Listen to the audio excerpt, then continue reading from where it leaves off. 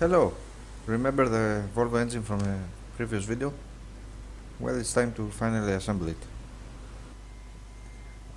When you do a major job like this on an engine, it's always good practice to change some parts just for precaution, because now it's easier to replace it rather than the engine is on the car. So, such a part is a water pump. You see that this pump is in quite good condition. The impeller is almost new, so the inner surface, the shaft has no play, and we see that the inner surface of the water pump has no rust residue from maybe a use with tap water, so it's in good condition. We just need to give it a wipe and clean the matting surface from the old gasket. This particular engine block is made from aluminium, so we cannot be too harsh when cleaning the sealing area of the gasket. We just need to lightly scuff with a soft sponge. It's a fine grit sponge, so it will not hurt the aluminium.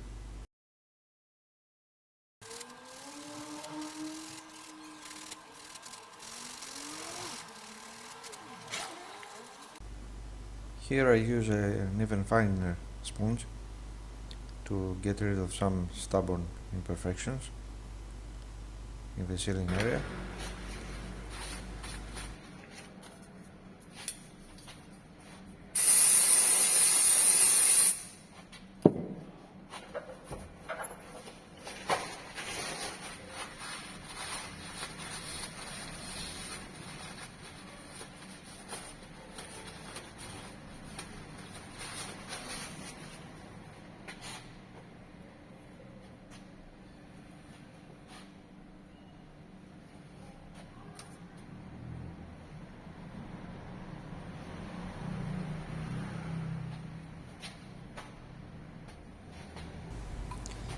In many cases I don't use an RTV sealant on a water pump if the sealing surfaces are in good shape and the aluminium has no pitting or oxidation and things like that. But I will use a light film of RTV in this case, just for precaution. You don't need to use much of it, just a light film. You can spread it also with your finger. Be sure not to use much of it, otherwise it will go in the inner surface of the water pump, and if it's too much, it may cause problems in the water flow, or maybe a chunk of it will block a small orifice or go to the radiator and block some passages.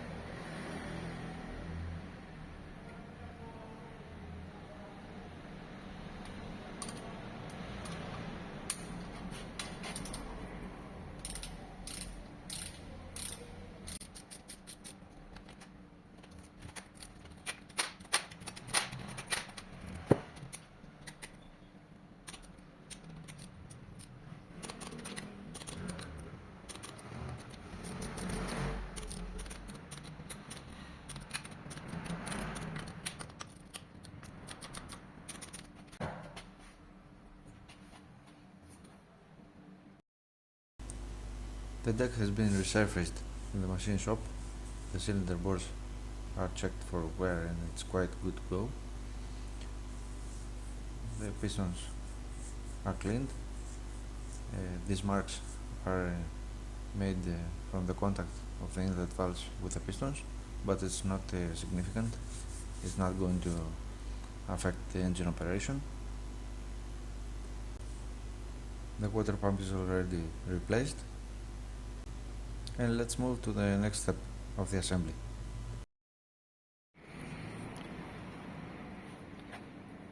The block is ready to receive the oil pan.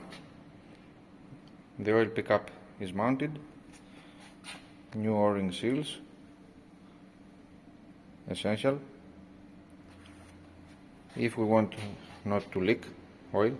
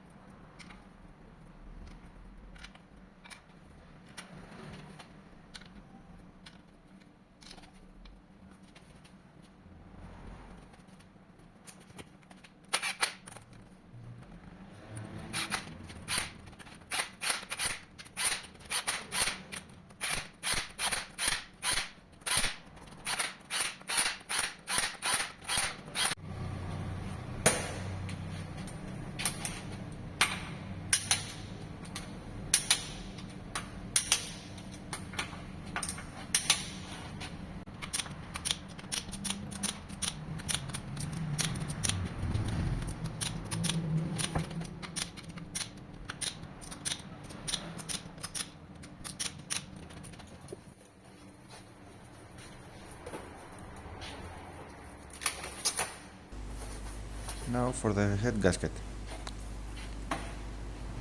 You must always use good quality head gasket. In fact, you must use the best quality you can get for the head gasket because it's one of the most important parts of the engine and ensures smooth operation. And always follow the manufacturer's recommendations about the tightening torques of the cylinder head. You can find it in the sheet provided with the head gasket or over the internet, and the tightening sequence, most important. Here's the cylinder head, just received from the machine shop. It's been resurfaced and ultrasonic cleaned, and 6 of the 16 valves are changed because they were not repairable. All the others are rectified and good to go. You can see the inlet ports. This particular engine has valve tappets that are mechanical, not hydraulic.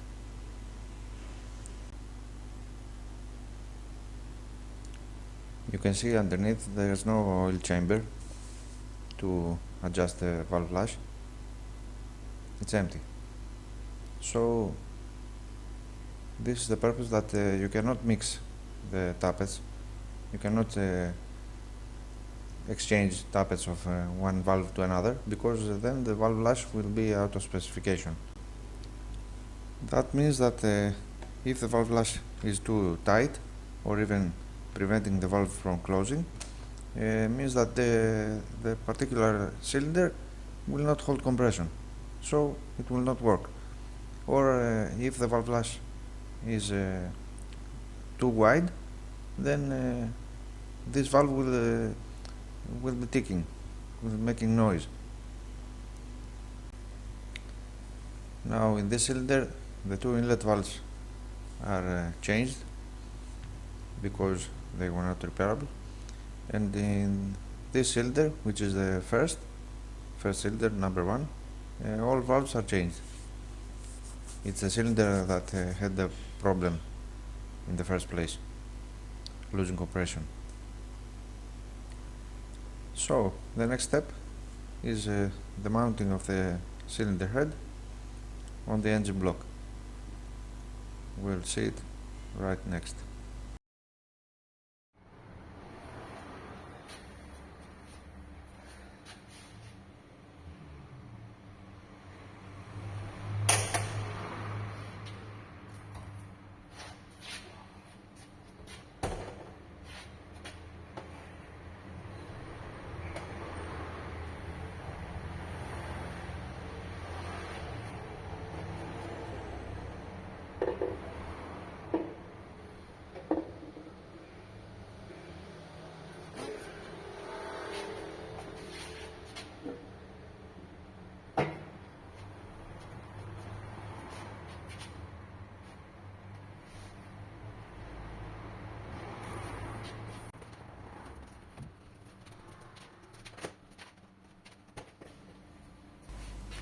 Now, as we said, for the tightening of the cylinder head, we must always follow the recommendations of the manufacturers, the tightening torques, and also the sequence.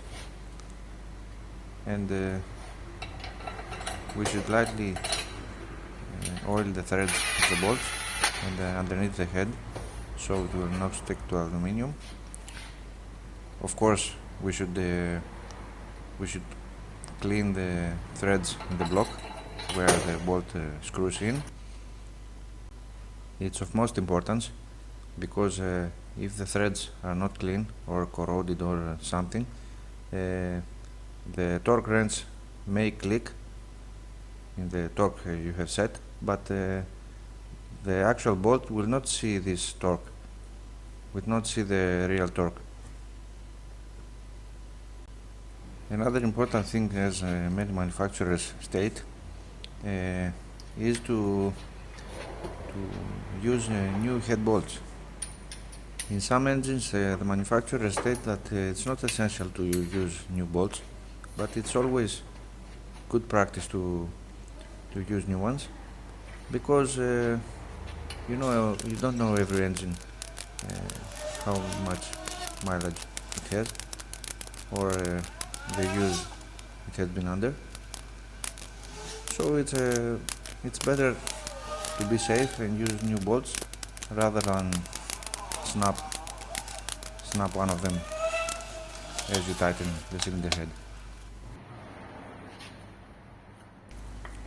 Now it's time to put the camshafts on. You must always use assembly lube of the camshaft journals, or even better, a cam lube. It's a specified lube for this purpose, but it's used mostly on more aggressive camshafts. On a standard engine build, assembly lube is more than adequate for this job.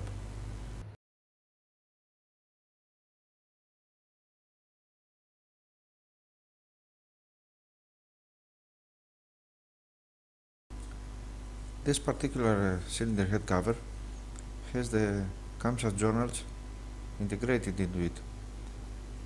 It's not very convenient because you can't see the actual camshafts when you're timing the engine, but it is what it is.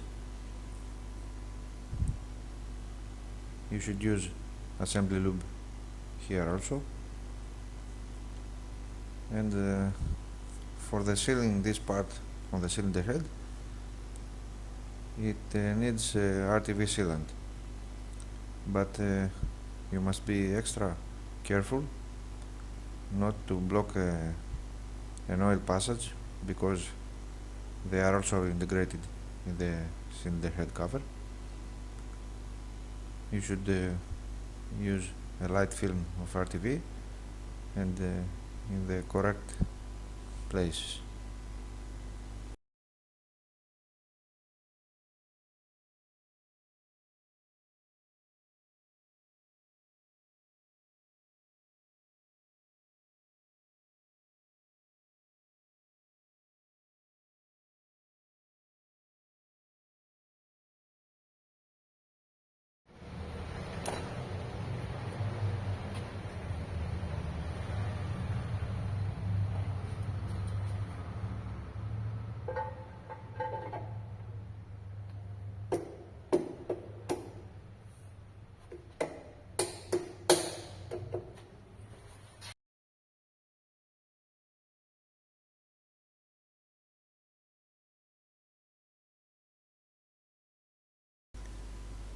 When you tighten this particular cylinder head cover down, you must be, because it's also camshaft carrier cap, as we said before, you must be very cautious to apply even force on the bolts. You must screw it down evenly, because as you screw it down, as you apply the force, the entire cap pushes down the camshafts. So the force from the valve springs can warp or even crack the aluminum cover. And if the springs are too stiff on a performance build, mostly, it can even crack the camshaft.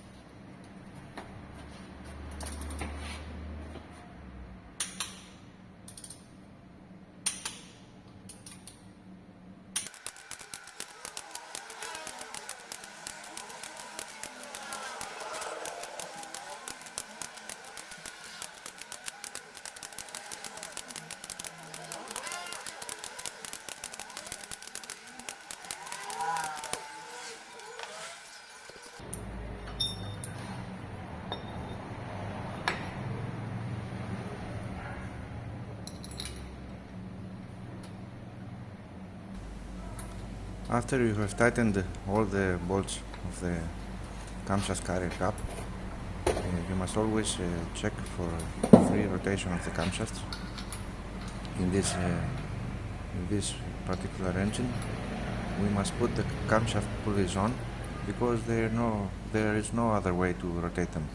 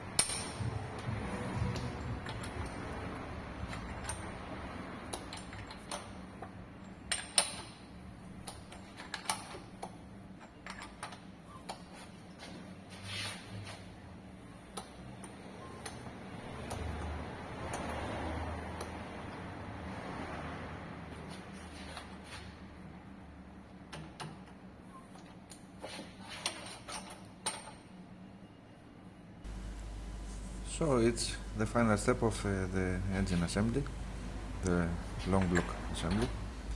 The engine is ready to receive the intake and exhaust manifolds and go back on the car. If you liked this video, please consider to subscribe and like. See you on the next video. Thank you for watching.